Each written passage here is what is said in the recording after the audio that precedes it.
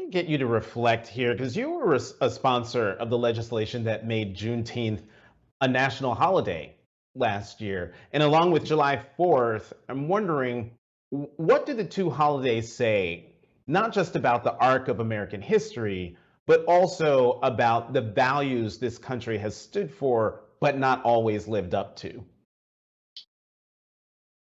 I think of America as a freedom caravan. Freedom is not a destination, it's a journey. And we have been on this journey to try to push the country closer to its ideals. You point out rightly, there's July the 4th, and then there's Juneteenth.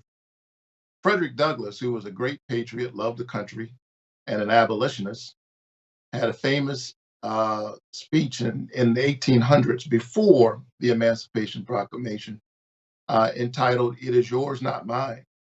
And he talked about the contradiction between the celebration of independence on July 4th and the fact that um, people were still in slavery in a free country. And so there's always been this tension. And I see it played out in the American story. And as I point out in my book, A Way Out of No Way, I am an embodiment of that complicated story.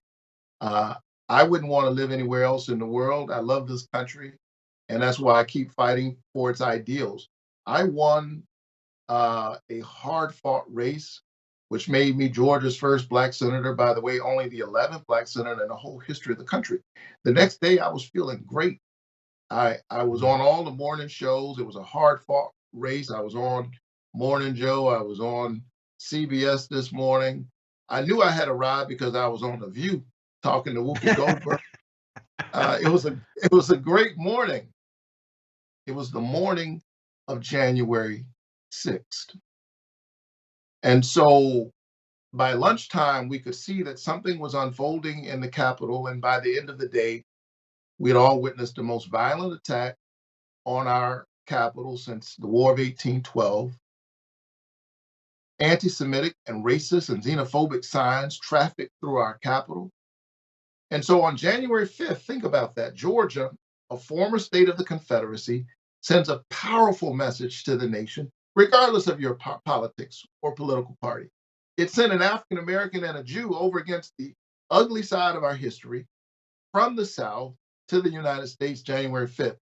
January 6th, violent assault on the Capitol, animated by the big lie, the premise that really some people's voices and certain people's votes ought not count.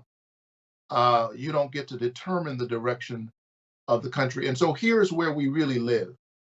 We live somewhere between January 5th and January 6th, between the forces that would divide us for short-term political gains because people who have no vision engage in division, and the forces that want to push us closer towards our ideals.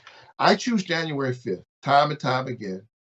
Even when I'm disappointed, I choose the US. I choose us, e pluribus unum, out of many one.